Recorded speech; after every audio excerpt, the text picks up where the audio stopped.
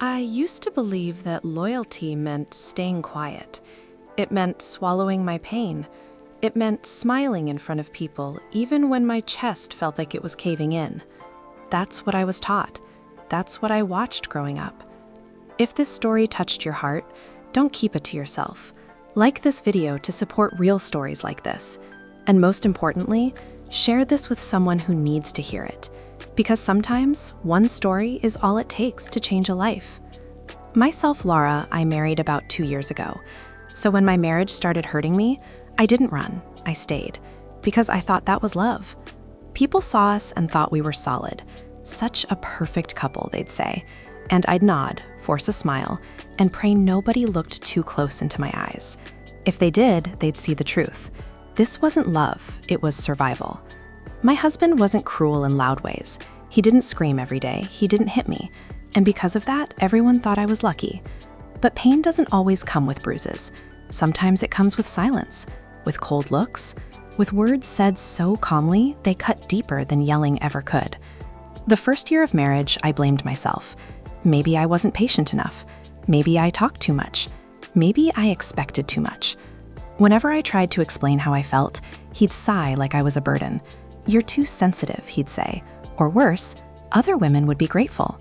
And that line right there, it messed with my head, made me feel small, made me feel replaceable. At family dinners, he was charming, cracking jokes, serving drinks, acting like the perfect husband. His mother adored him. His sisters defended him like he could do no wrong. And me, I played my role. Quiet wife, respectful daughter-in-law, the one who never complains. Because in that family, women didn't talk back. They adjusted, they endured, they survived. My own family wasn't much help either. Every time I hinted that things weren't right, I got the same advice. Marriage isn't easy. Be patient. A woman's strength is in sacrifice. So I kept sacrificing. My opinions, my dreams, my peace. Nights were the worst. We slept in the same bed, but it felt like miles between us. I'd lie there staring at the ceiling, wondering when I stopped recognizing myself. When did I become someone who needed permission to breathe? One night, after a small argument that somehow turned into him not speaking to me for days, I broke down in the bathroom, sat on the cold floor, hugging my knees, crying silently so nobody would hear. I remember thinking, is this what loyalty looks like? Is this what love costs? But still, I stayed. Because I thought loyalty meant enduring pain. I thought leaving meant failure. I thought a good woman holds the family together no matter what it costs her. What I didn't realize back then was this. Pain that goes unspoken doesn't disappear. It grows. And one day it demands to be seen. I just didn't know yet how ugly that demand was going to be, or how close I was to my breaking point. Silence can be louder than screaming. I learned that the hard way. Days would pass without a single real conversation between us. We lived in the same house, shared the same meals, but felt like strangers. He talked to everyone else, his friends, his family, even the neighbor. But when it came to me, I got nods, shrugs, or nothing at all. And somehow, I was always the problem. If I asked why he was distant, he'd say I was starting drama. If I stopped asking, he'd accuse me of being cold. No matter what I did, I was wrong. It felt like walking on broken glass barefoot, trying not to bleed, but still getting cut every step. His family started noticing things, but not in the way I hoped. Instead of asking if I was okay, they questioned my behavior. His mother once pulled me aside and said, "A wife should bring peace to her home. Men get tired too." I nodded, again, because arguing felt pointless, because defending myself always made things worse. Soon, every small issue became public. If dinner was late, it was mentioned at family gatherings. If I didn't laugh at his jokes, I was labeled moody. I became the quiet topic everyone discussed when I wasn't in the room. At some point, he stopped hiding his disappointment in me. Comments came casually, like jokes.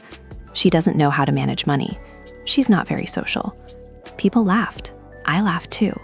But inside, something cracked every time. I started doubting myself hard. Was I really that difficult? Was I ungrateful? Was this all in my head? I tried harder, woke up earlier, dressed better, spoke softer. I became the version of myself I thought would finally be enough. But no matter how much I bent, it never fixed anything. Because the problem was never me. It was a marriage built on control, not respect.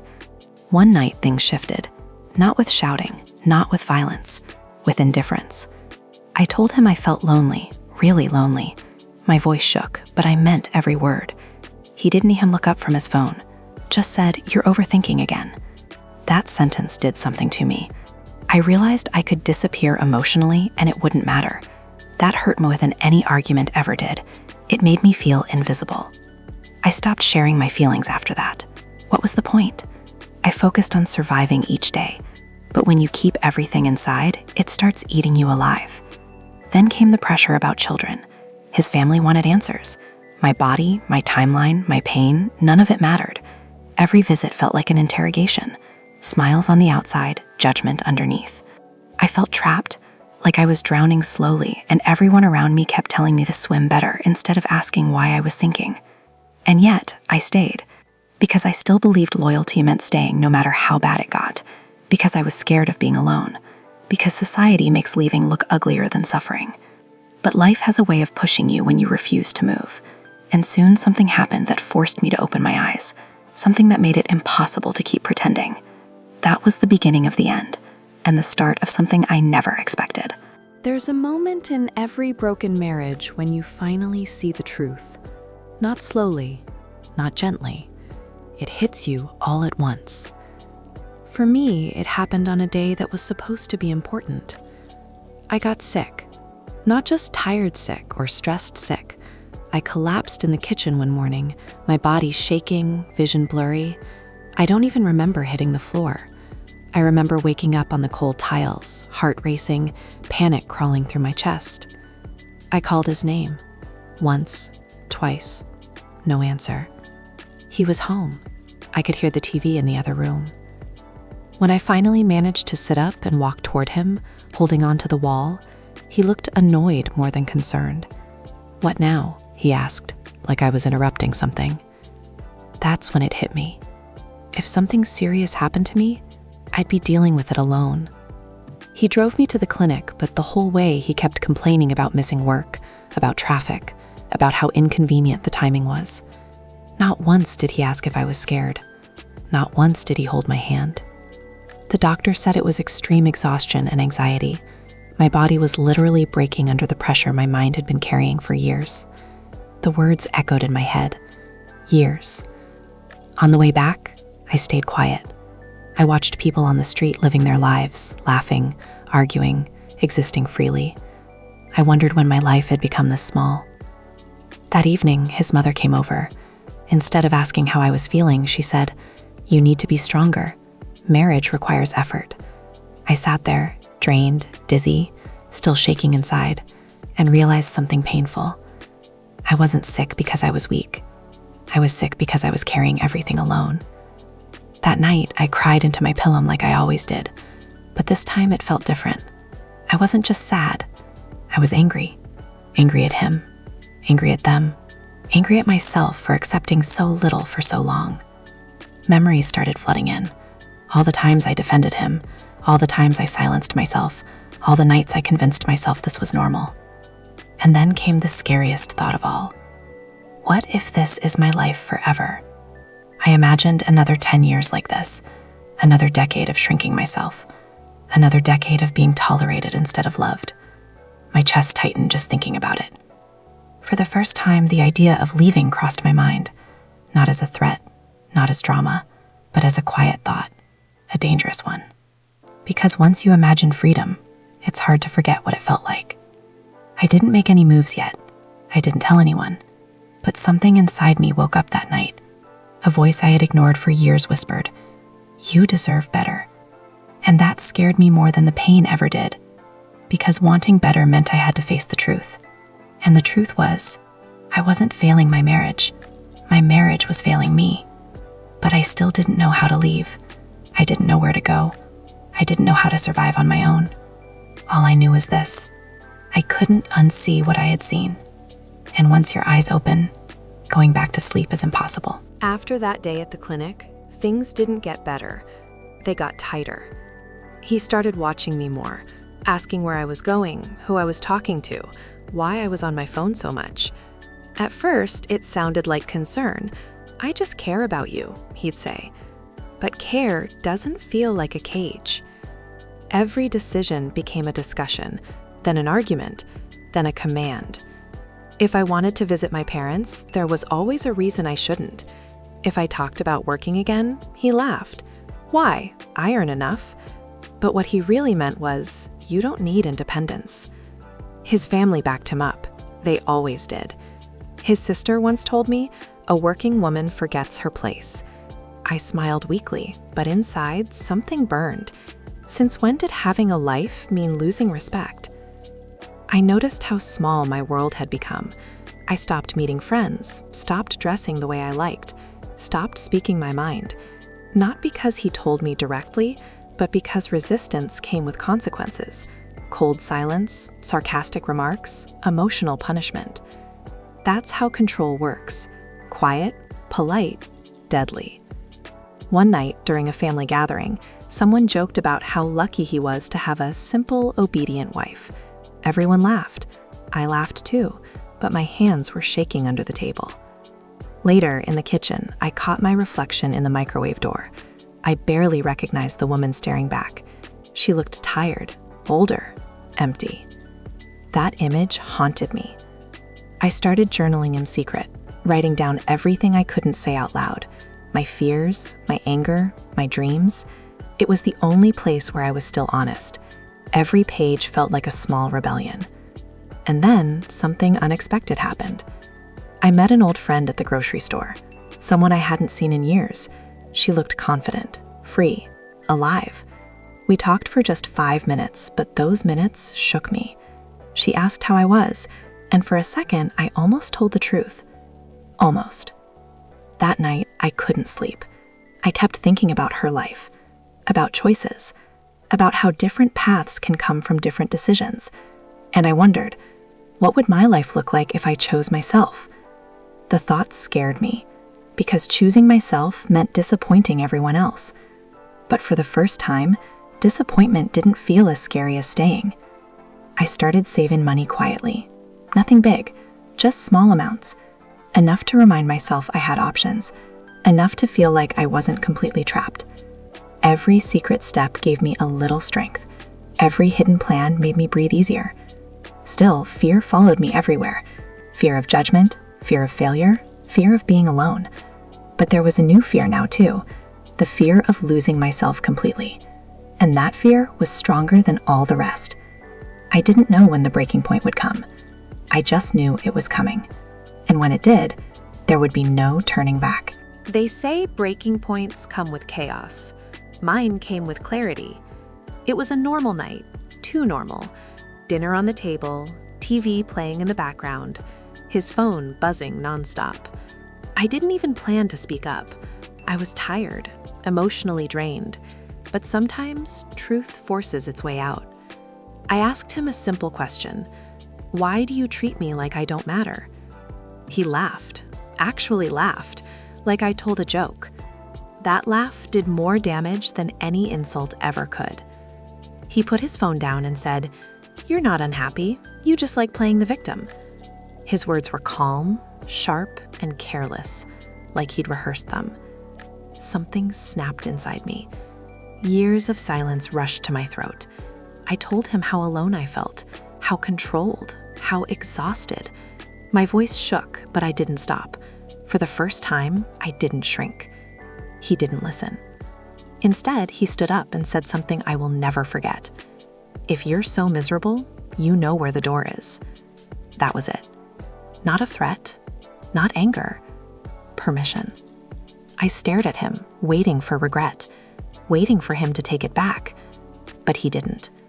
He looked relieved, like he'd been waiting for me to break so he wouldn't have to change. I went into the bedroom and locked the door. My hands were shaking so bad I could barely breathe. I sat on the floor, hugging myself, realizing the truth I'd avoided for years. He wasn't afraid of losing me. He was comfortable hurting me. And that realization, it freed me. I didn't leave that night, not physically, but emotionally, I was already gone. I packed a small bag in my head. I listed my options, I checked my savings, I replayed every warning sign I had ignored. The next morning, he acted normal, like nothing happened. That was the scariest part, because it showed me how easily my pain disappeared for him. His mother called later and said, "Don't be dramatic. All marriages have problems." I hung up quietly, but inside, I was done explaining. I stopped trying after that. And when you stop trying in a one-sided marriage, the truth becomes obvious fast. He noticed the change. The way I didn't argue, the way I didn't beg, the way I didn't explain myself anymore. Control only works when the other person cares enough to fight back. One evening, he asked, "What's wrong with you lately?" I looked at him and said, "Nothing. I'm just done hurting." For the first time, he had no reply. That night, I slept peacefully. Not because things were okay, but because I finally chose myself in my heart. I didn't know how or when I'd leave, but I knew I would. Because loyalty isn't about suffering in silence. It's about honoring your own soul. And mine had suffered long enough. Leaving doesn't always look dramatic. Sometimes it looks quiet. Sometimes it looks like a woman standing still, finally breathing. The morning I decided to leave, nothing big happened. No fight, no shouting. That's how I knew it was real. I woke up calm, and that scared me more than fear ever did, because fear can stop you. Calm means you're ready. He left for work without saying much. Same routine, same distance. I watched the door close and realized something painful and powerful at the same time. He didn't know this was the last morning he'd see me like this. I didn't rush. I made tea, sat by the window, let myself feel everything. The sadness, the anger, the grief of a marriage that never really existed the way I needed it to. Then I packed. Not everything, just the essentials. Clothes, documents, my journal, the small envelope where I'd saved money over months. Each item felt like a piece of myself I was taking back. My hand shook, but my heart didn't. I called my parents. My voice cracked when I said, "I'm coming home." There was silence on the other end. Then my mother sighed and said, "We'll talk when you get here." It wasn't support, but it wasn't rejection either. And for now, that was enough. When he came back earlier than expected and saw the bag by the door, his face changed. "What's this?" he asked, confused. "I'm leaving," I said. Simple, clear, no drama. He laughed at first, thought I was bluffing. Then he got angry, said I was overreacting, said I'd regret it, said no one would support me. Every word was meant to scare me back into place. It didn't work, because fear had already done its worst, and I survived it. His family called within hours. Accusations flew. Selfish, ungrateful, breaking the family. I listened quietly, then hung up. For the first time, their words didn't own me. Walking out of that house felt unreal. The air outside felt different, lighter, like my lungs finally had space. I didn't feel happy. I felt free, and freedom is messy at first. At my parents' house, the judgment started immediately. Questions, advice, lectures. But at night, alone in my old room, I slept without anxiety for the first time in years. That's when reality hit. I had no job, no clear plan, no guarantee this would work out. But I had something I hadn't had in a long time: control over my own life. The next days were rough. I cried a lot, I doubted myself. I missed the idea of what I thought my marriage was supposed to be, but I never missed the pain. That's how I knew I made the right choice. I wasn't running away, I was running towards myself. And this was just the beginning. Starting over sounds brave when people say it out loud. Living it, that's a whole different story. The first few weeks after leaving felt unreal. I woke up every morning confused, like my body was still waiting for permission to exist. No one was controlling my time anymore, but I didn't know what to do with that freedom. At my parents' house, things were tense. They weren't cruel, but they weren't gentle either. My mother worried about what people would say. My father barely spoke about it. Their silence felt heavy, but I reminded myself, I didn't leave one cage to step into another. Money scared me the most. I counted every dollar like it could disappear if I blinked. I applied for jobs late at night, rewriting my resume again and again, doubting if anyone would even take me seriously after everything. Rejection emails came fast. Some didn't reply at all. Every "we've decided to move forward with another candidate" felt personal. Old doubts crept back in. Maybe he was right. Maybe I can't do this alone. But then I'd remember the bathroom floor, the clinic, the laughter when I cried, and I'd push myself to apply again. I took a small job first, not glamorous, not impressive, but it was mine. The first paycheck felt unreal in my hands. I stared at it for a long time, smiling like a fool. That money wasn't just income, it was proof. Proof that I could survive. Slowly, I built a routine. Work, save, learn, heal. Some days were heavy. Some nights I cried quietly, missing the idea of a family I never really had. Healing isn't clean, it's messy and uncomfortable. Then one day I ran into him. He looked surprised. I looked different, stronger, calmer. He asked how I was doing. I smiled and said, "I'm good." And for the first time, it wasn't a lie. Walking away from that moment, I realized something powerful. I wasn't afraid of him anymore. I started doing small things for myself, buying clothes I liked, saying no without guilt, laughing without checking if it was allowed. Each small choice stacked up, building a version of me I barely recognized, but loved. People started treating me differently too, not because I changed them, but because I changed how I showed up.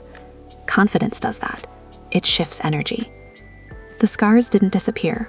Some nights still hurt. Some memories still stung, but they didn't control me anymore.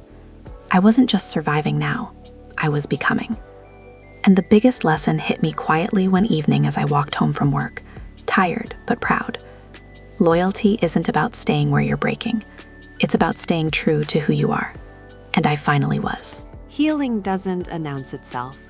One day, you just realize you're not hurting the same way anymore. Months passed, then a year. Life slowly found a rhythm that felt like mine. I moved into a small place of my own, nothing fancy, but every corner carried my choices. No fear, no tension, just peace. The first night there, I sat on the floor with takeout and laughed at how far I'd come. This space wasn't just a home, it was a statement. Work got better too. I learned, I pushed myself, I spoke up, and people listened. That still surprises me sometimes. Turns out when you stop apologizing for existing, the world responds differently. My family changed, slowly. They saw I wasn't falling apart. They saw I was standing. Conversations shifted. Respect followed. Not overnight, but it came. Then the divorce finalized. I expected to feel sad. Instead, I felt light, like a chapter closed cleanly, without guilt dragging behind it. I didn't hate him. I didn't forgive him either. I just released him. And that was enough. I started helping other women quietly, listening, sharing my story when it mattered, watching recognition light up their faces when they realized they weren't crazy, weak, or alone. That part healed me more than I expected. One afternoon, I caught myself smiling for no reason, just walking down the street, enjoying the day. No anxiety, no fear of going home. That's when I knew. I wasn't surviving anymore. I was living. I learned that love shouldn't feel like punishment, that loyalty doesn't mean self-destruction, and that walking away from pain isn't failure. It's courage. If you're listening to this and feeling stuck, hear me clearly. You're not weak for wanting peace. You're not wrong for choosing yourself. I once thought enduring pain made me loyal. I was wrong. Choosing myself made me free. If I could sit across from the woman I used to be, I wouldn't yell at her. I wouldn't shame her. I wouldn't tell her she stayed too long. I'd hold her hands and say, "You did the best you could with what you knew." For years, I thought strength meant silence. I thought loyalty meant endurance. I thought leaving meant I failed. But now I know better. Strength is honesty. Loyalty is self-respect. And leaving? Sometimes leaving is the bravest thing you'll ever do. I look back at my old life and feel compassion, not regret. That woman survived emotional storms nobody saw. She held a family together while falling apart inside. She stayed when walking away felt impossible. And one day, she chose herself. Life after pain isn't perfect. Healing isn't a straight line. Some days still ache. Some memories still sting. But they don't control me anymore. They don't define me. What defines me is this: I stood up when I was tired. I walked away when I was scared. I rebuilt when I had nothing but faith in myself. Independence didn't come overnight. It came through late nights, tears, fear, and doubt. It came through choosing myself again and again, even when it was uncomfortable. And the peace I have now, it's worth everything I lost. If you're listening to this and questioning your worth, if you feel stuck in a marriage that's breaking you quietly, if you've been told to stay, adjust, endure, hear this clearly. You are not meant to suffer in silence. You are not selfish for wanting respect. You are not weak for needing peace. Sometimes the most loyal thing you can do is stop betraying yourself. I once believed pain was the price of love. I was wrong. Love should feel safe. Love should feel steady. Love should never cost you your soul. And if you're still finding your way, just know there is life after fear.